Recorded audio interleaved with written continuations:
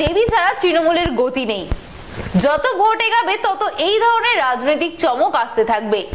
সোমবার সকালে new town eco পার্কে প্রাতঃভ্রমণে এসে সাংবাদিকদের মুখোমুখি হয়ে এমনই নানান মন্তব্য করলেন বিজেপি সাংসদ দিলীপ ঘোষ।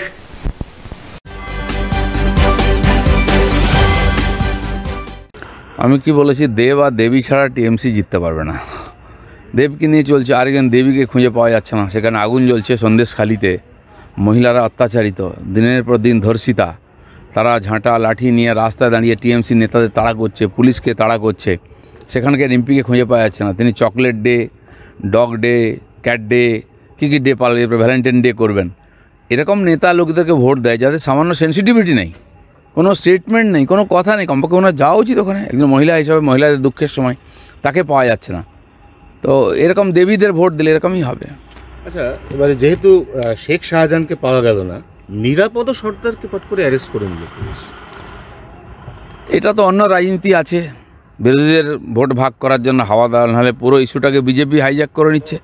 বিজেপির নেতা অ্যারেস্ট হয়ে গেছেন আগে, এখন ওটাকে ডাইভার্ট করতে হবে। সেই জন্য একজন চেলাকে অ্যারেস্ট করা হয়েছে শাহজাহানের, আর এখন সিপিএমের এমএলএকে ধরে ওদেরকে হাওয়া দেওয়া হচ্ছে যাতে বিরোধী ভোটটা ভাগ হয়, যাতে এই যে জনরোষ এটা একদিকে না যায়। তো এখন শাহজাহান নাই তো নুসরত জাহান, তাকে তো কমপক্ষে দরকার ছিল, তাকেও পাওয়া যাচ্ছে না। এই অবস্থায় আজকে রাজ্যপাল মহোদয় যাবেন বলেছেন। রাজ্যপালের দায়িত্ব, উনি যাচ্ছেন, সেন্সিটিভ মানুষ, এবং তিনি জানেন এখানে আইন শৃঙ্খলা বলে কিছু নেই, মানুষ অত্যন্ত কষ্টের মধ্যে আছে। এর আগের রাজ্যপালও যেতেন, তাকে কালো পতাকা দেখানো হতো, গোব্যাক বলা হতো। এবারের রাজ্যপালকে যাওয়া হচ্ছে, জানি না যেতে দেওয়া হবে কিনা, কালো পতাকা দেখানো হবে কিনা। অন্য কোনো রাজনৈতিক নেতাকে যেতে দেওয়া হচ্ছে না। আজকে আমাদের পার্টির এমএলএ অভিযান করছেন, জানি না তারা কতদূর যেতে পারবেন। তো সরকার মরিয়া হয়ে বাঁচাবার চেষ্টা করছে, কিন্তু একটা সন্দেশখালি বন্ধ করে দিলে হবে না তো। এখানে পাড়ায় পাড়ায় সন্দেশখালি, জেলায় জেলায় সন্দেশখালি, সব জায়গায়। যারা 500 টাকা দিয়ে মহিলাদের ইজ্জত কিনে নিয়েছে, তারা মহিলাদেরকে যা ইচ্ছা করতে পারে। তাই পাড়ায় পাড়ায় ধর্ষণ চলছে, তুলে নিয়ে গিয়ে দিনের পর দিন পার্টি অফিসে নিয়ে যাচ্ছে। সেটাই হয়ে গেছে মই মস্তি করার জায়গা। কোথায় যাচ্ছে পশ্চিমবঙ্গ? নারী স্বাধীনতা। একজন মহিলা মুখ্যমন্ত্রী হওয়ার পর মহিলাদের এই দুর্দশা হবে, তাদের ইজ্জত নিয়ে ছিনিমিনি খেলা হবে, তাদের ইজ্জতকে 500 টাকায় কিনে না হবে, এটা কোনোদিন বাঙালি ভাবতে পারেনি। মিঠুন চক্রবর্তীকে মুখ্যমন্ত্রী একবারও দেখতে গেলেন না। মিঠুন চক্রবর্তী তো গোটা বিশ্বে জনপ্রিয় একজন বাঙালি, তারপর তো তিনি বিজেপি। দেখতে যাওয়া তো অনেক দূর, তার ছবি রিলিজ করতে দেওয়া হচ্ছে না নন্দনেতে, কেন? তিনি বিজেপিতে চলে এসেছেন। তো সেই জন্য আমরা যাচ্ছি দেখতে। কে যাবে কার সঙ্গে সেটা তার ব্যক্তিগত, তার মানবিকতার উপর নির্ভর করে।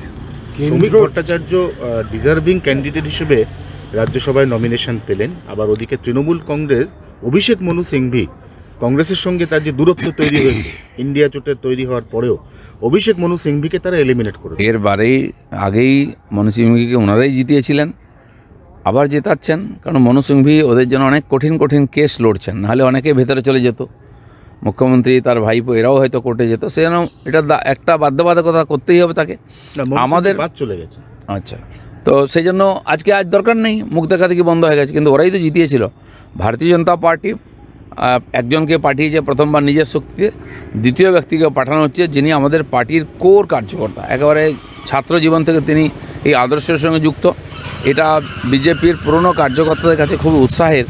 এরকম একজন পুরনো কর্মীকে স্বীকৃতি দেওয়া হয়েছে, যিনি সারা জীবনটা পার্টির জন্য ব্যয় করেছেন।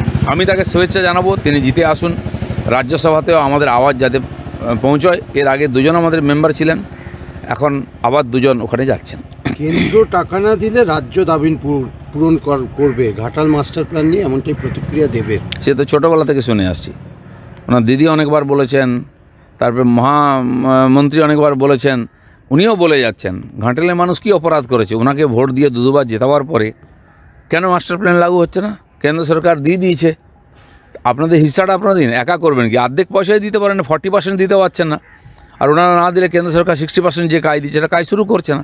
সেখানে দিদিকে বলুন যে 40% কাজ, এই 1200-1250 কোটি টাকার যে প্রজেক্ট আছে তার কতটুকু দিতে হবে? 500 টাকা দিতে, 500 কোটি টাকা দিতে হবে। সেটা কেন দিতে পারছেন না? দিয়ে দিন, তাহলে কাজ শুরু হয়ে যায়। ওখানকার মানুষ টিএমসিকে ভোটও দেবে আর জলের মধ্যেই থাকবে।